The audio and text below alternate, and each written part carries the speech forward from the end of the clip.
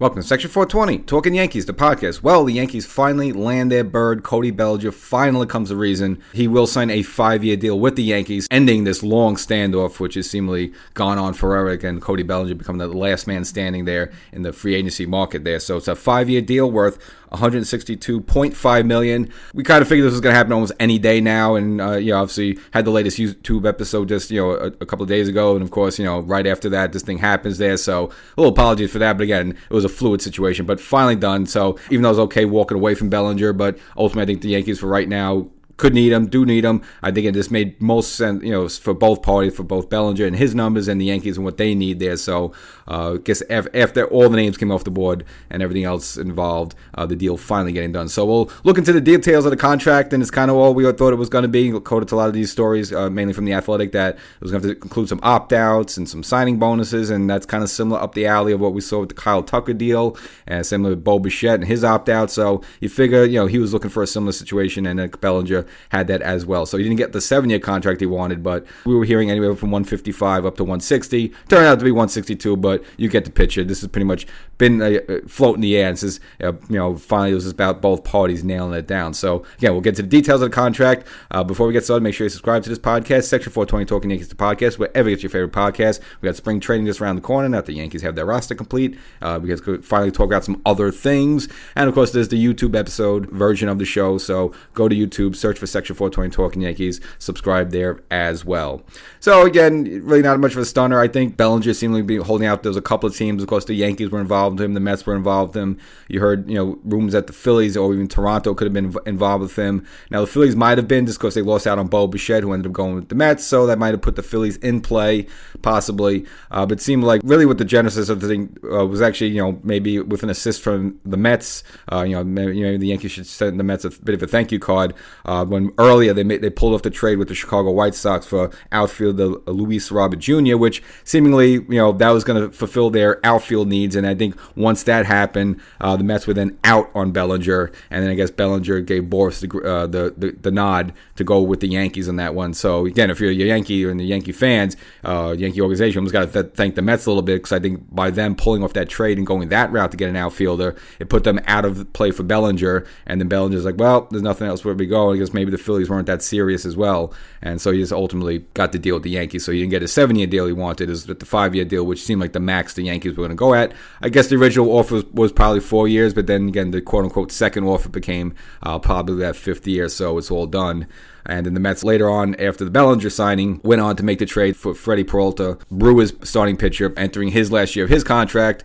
So, the Mets didn't have the greatest start to the offseason, but, bounced back a little bit with the Bichette deal, as well as now adding Luis Robert Jr., as well as helping their starting rotation, which was kind of in shambles a little bit with Freddie Peralta. But getting back to the Yankees, more importantly, this was the better move for the Yankees. Bellinger had a really good season for the Yankees. I mean, I just think, him playing for the Yankees, playing and swinging in Yankee Stadium, what he could offer Yankee in the outfield. He could play all the outfield positions, high quality defense, borderline Gold Glove, but really good defense there, flexibility, 31 years old by next season there, so you're still getting him in his prime, and that's kind of the way this contract is. And again, this is going to be the future of baseball with these contracts. You're going to have a lot of opt-outs, and teams are probably willing to front load guys when they're in their prime years, and then maybe less in the salary if they stay on later in the years, in their older years, and at a lower salary. And that's the way this contract shapes up, and that's probably going to see a lot of contracts in baseball. In the days of the Bryce Harper deals of 13 years for $330 million, and you got to stick with the same team for 13 years. I think those days this might be over right now, and this mutually beneficial opt-out sort of plan for both teams seems to be the way to go. And plus, we just don't know what the landscape of baseball is going to be from a year now when the collective bargaining agreement goes out, and maybe baseball is on hold for a while there. So again, all this coming to play. But getting back to the Bellinger contract, so he does have the opt-outs after years 2 and 3. So in the first 2 years of the contract, he will be making $32.5 million. So that's for 2026 and 2027. And this also includes a $20 million signing bonus, which we all knew the signing bonus was part of the deal there. I mean, that's been rumored for several weeks. But then after the 2027 season, if he chooses, he can opt out. Or again, after the 2028 season, if he chooses, he could also opt out again. And then in that point, if he does stay in the contract, the third year for 2028, he'll then take basically a little bit of a pay cut at $25.8 million. and then he'll stay that way for 2028 and 2029. And if he's into that 5th year of the contract, meaning that he did not opt out after the 3rd year, and he plays that final contract year with the Yankees, which will be 2030, scary enough, he'll just get a slight then bump back up at $25.9 million there. So basically, he's going to get about $85 million total from the first 2 years, and the signing bonus guaranteed before he has the option to opt out. So that's what he makes from there. Again, if he has 2 magnificent seasons and he feels that he could get more per year and or a longer contract, then he may choose to opt out. But again, if that happens for the Yankees, it's almost good news, because if he's having 2 tremendous seasons, that means the Yankees are probably doing good things, and Judge is doing good things, the team's doing good things. So, you'll cross that bridge when you have to. But for right now, at least the Yankees have Bellinger locked down for 2026 and 2027. And included with this is a full no trade clause, which is kind of interesting, because remember, that was kind of the holdup with Bregman in Boston. Boston was not willing to give Bregman the no trade clause. I mean, the money was just about even with the Cubs. I mean, the Cubs had to pay a little bit more, but the Cubs included not only a little bit more money, but gave Bregman the option of the full no trade clause, which again a player would have to waive if they want to move him. And that the players like that is that if they sign somewhere and they settle down, they don't want a team just to turn around and ship you out to Pittsburgh. It's like, oh, I got to end my whole life with my kids and the family and the kids in school and all that stuff. So you can say why the players want that. So the Yankees willing to give that full no trade clause to Cody Bellinger. The Red Sox not willing to give that to Alex Bregman, and that's why Bregman ended up going over with the Chicago Cubs. So it's all settled. Again, it's all for the better, and I think it makes the Yankee lineup better, and he's kind of like your perfect number 3 type of hitter.